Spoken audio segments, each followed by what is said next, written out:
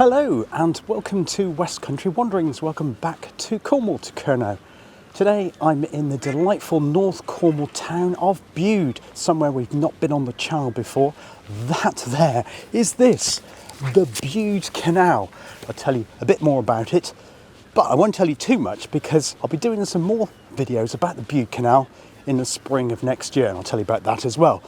I'm walking alongside the restored section of the Bude Canal here just outside the town centre, and we're walking towards the Sea Lock gates, the famous Sea Lock gates here. We'll have a look at the beach too, and perhaps a quick look around some other bits and pieces here in Bude. So why not join me again here on West Country Wanderings in the town of Bude. Now sadly Bude no longer has a railway station. That closed, 1960s, went up from Holwell Junction. There was a couple of other lines that went off there, one to Tavistock, to Launceston as well. They're all no longer gone. So this part of North Cornwall and indeed North Devon too is bereft of railways. The nearest railway station is actually 30 miles away in the town of Barnstaple. So I've come here by car today, travelling along the North Devon Road, off the M5 and then down the Atlantic Highway. I'm actually in Cornwall for a few days, so you'll probably see some other Cornwall videos popping up over the next week or two here on West Country Wanderings. But yeah, we're on the Atlantic coast here. Other videos I've done on my channel recently have been on the South Cornwall coast, around places like Foy. But here today, we've got the Atlantic rollers, and I'll show you some more of that in a bit.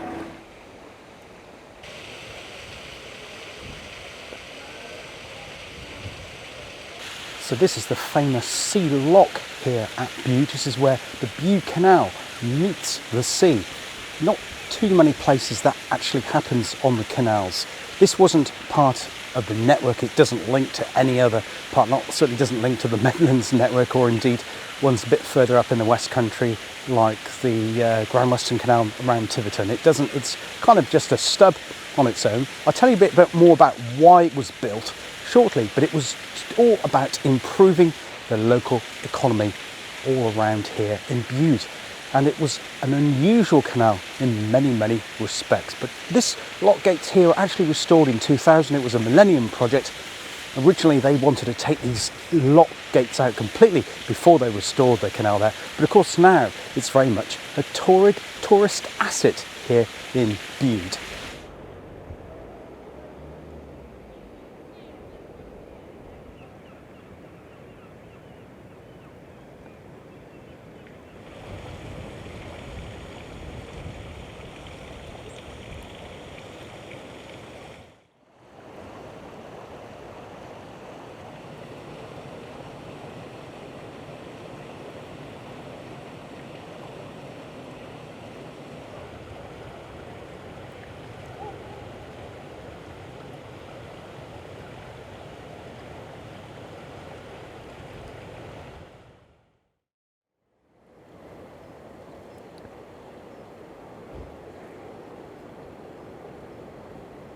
I'm just underneath a marker here because of the tide levels. We're at low tide at the moment. Of course, when we get to high tide, you can't actually see where the channel is. It takes you right out to sea. The town of Bude actually lies on the River Neat. It also became established for tourism reasons. It was originally just a small little village, small fishing village, and it was the nearby town of Stratton, which lies just 1 mile outside the town of Bude, which is the historic centre of the settlement here in North Cornwall. Now, both to the north and to the south of the town, we have the most extraordinary geology on the coastline here.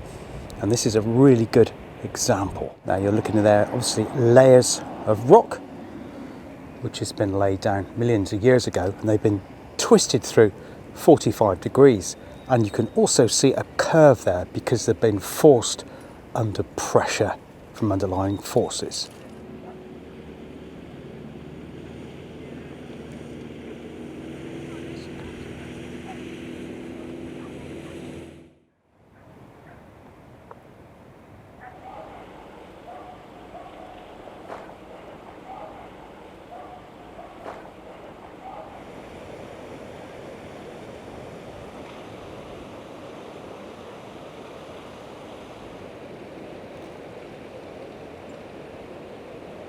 Why did this Bude Canal here need to be built, and why was it connected to the town's beach, Summerleaze, what is known as Summerleaze Beach here in Bude? Well, this was in the days, as I say before, tourism, and the economy in this part of North Cornwall and neighbouring North Devon too wasn't great. And one of the reasons for that is because the farming wasn't very productive because of the thin, very poorly fertilised soils. And since ancient times it's been known that putting sand onto fields can enormously improve crop yields, and hence why this canal was built. It was actually opened in 1823 to extract sand from the coastline here in the town of Bude and take it into the hinterland to places around Holsworthy in North Devon and further down into North Cornwall too. There are various sections and spurs off the canal, too complicated for me to explain on this little short trip to Bude today, but suffice to say that this canal is totally unique. I'll just do a clip. What I'm walking in between here is a tramway. You've got the two rails, and this was also to assist the taking of the sand, because some of it actually went out by rail from the station, and this little tramway here connected it to the Bude railway station, which is just near the main car park. I think it's called the Crescent car park next to the Tourist Information Centre here in Bude. And that enabled more of the sand to be extracted, and that continued after the canal finished. One of the problems they had with the canal was the fact that the maintenance of the water costed a lot of money, but that wasn't the only factor. It also was because of the complex nature of the engineering of the canal, because a lot of it was built using inclined planes. It didn't actually use flight of lots that we've seen across other canals on the channel here, but they actually used a network like the hay incline plane, where you've got trucks that take it up slopes. I'll tell you more about that in future videos here on West Country Wanderings when we explore this canal in more detail and other sections outside of the town. But suffice to say, it is absolutely fascinating, and as I say, it is unique amongst canal history.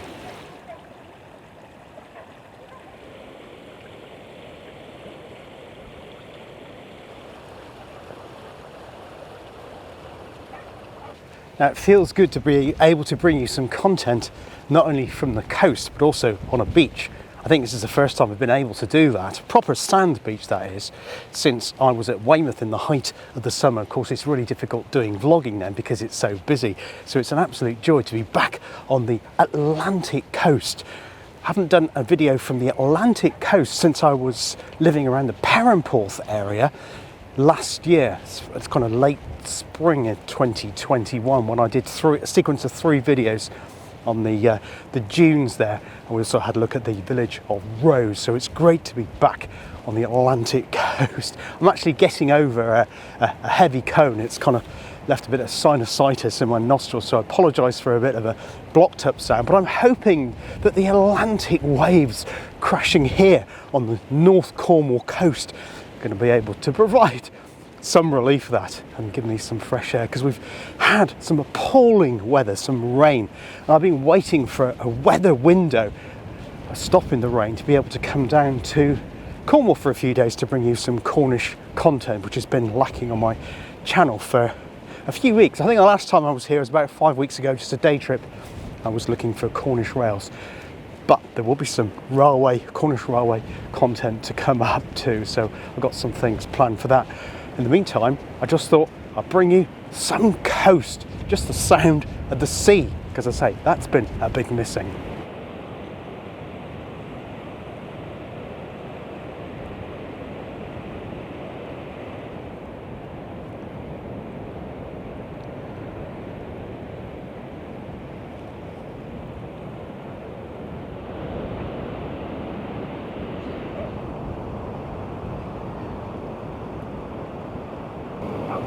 So that there is in the direction of Summerleaze Beach.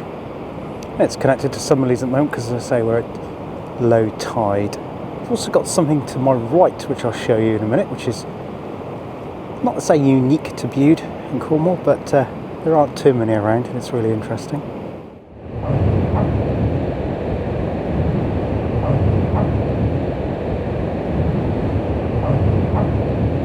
I think I've walked on Bude Beach at such low tide before, and I'm intrigued by that cross there, that iron cross. Does anybody know what that signifies?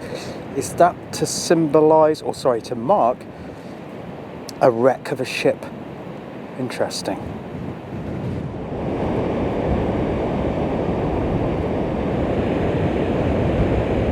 So this is the point where the River Neat joins the Atlantic Ocean. Yeah, it's absolutely fantastic to be right next to the sea again. I've missed it so much.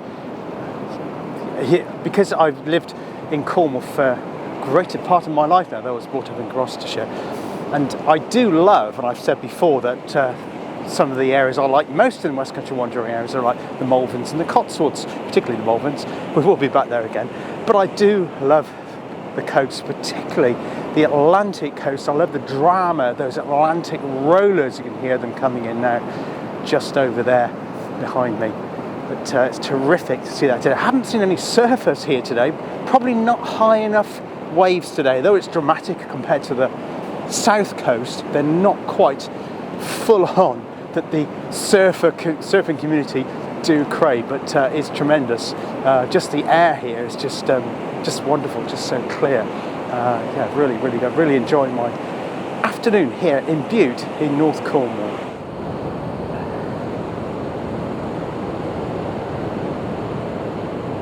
Now, apologies for the wind noise, but you might be able to see, or should be able to see, on the cliffs there, that's Moorstowe Downs, there are some like golf balls and satellite dishes.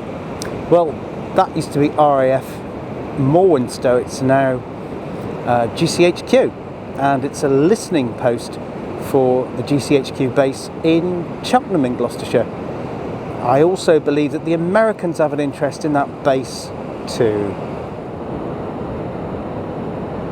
So, you know, I said earlier on the video, between Crooklets and Summerleaze, something interesting up those steps, and there is a clue there just to the right of the cliff after those coloured changing huts. You can see two hoops, big clue. It is actually a swimming pool, and I am to be careful where I film because there are people in it. It is being used today, incredibly so. Wow, didn't expect that. And that is the swimming pool there. I can't go to the right because there's bathers in it, but you can see the extraordinary geology that you're presented with if you're having a swim here. This very refreshing tidal pool above the beach at Bude in North Cornwall.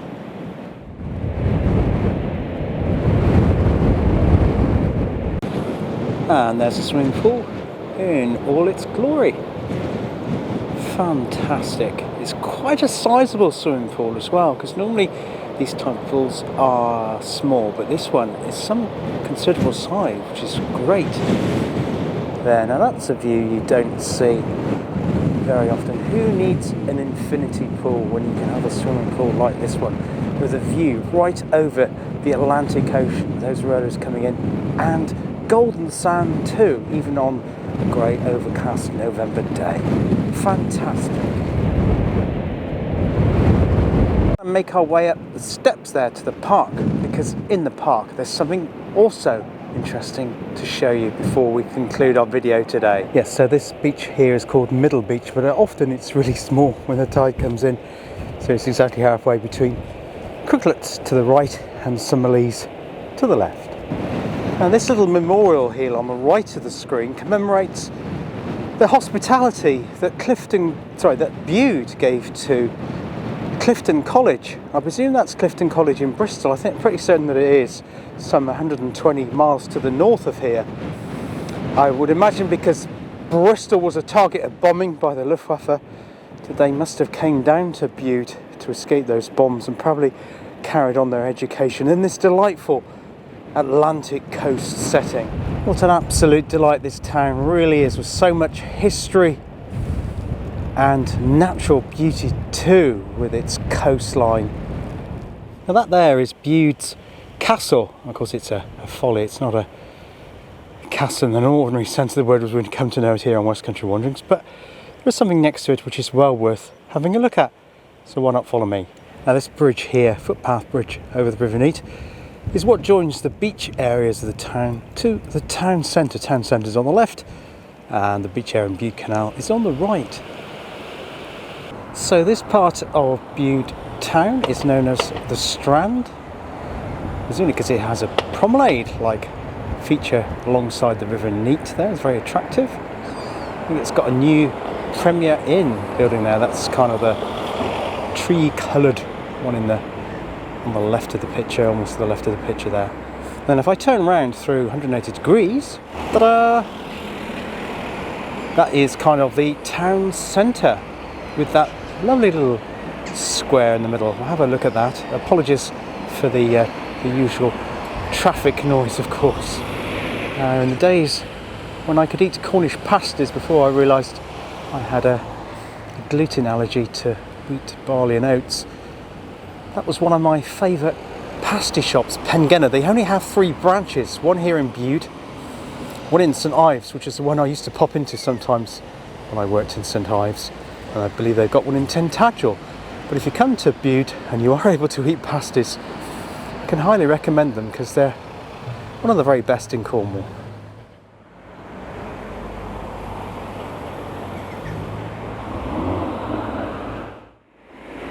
Bude is fortunate enough to still have a department store, Rose, which has got a nice cafe on the first floor overlooking the Atlantic. Well, the railway station in Bude may have closed, but at least the station is here, open in this game of miniature or crazy golf. Now this is the castle, which is the Heritage Centre. It's open every day from 10 o'clock. So it's open at the moment, but unfortunately I don't have enough time to go around it today. But it's got interesting history about the English Civil War, because it was a Battle of Stratton, which played an important part of the Civil War.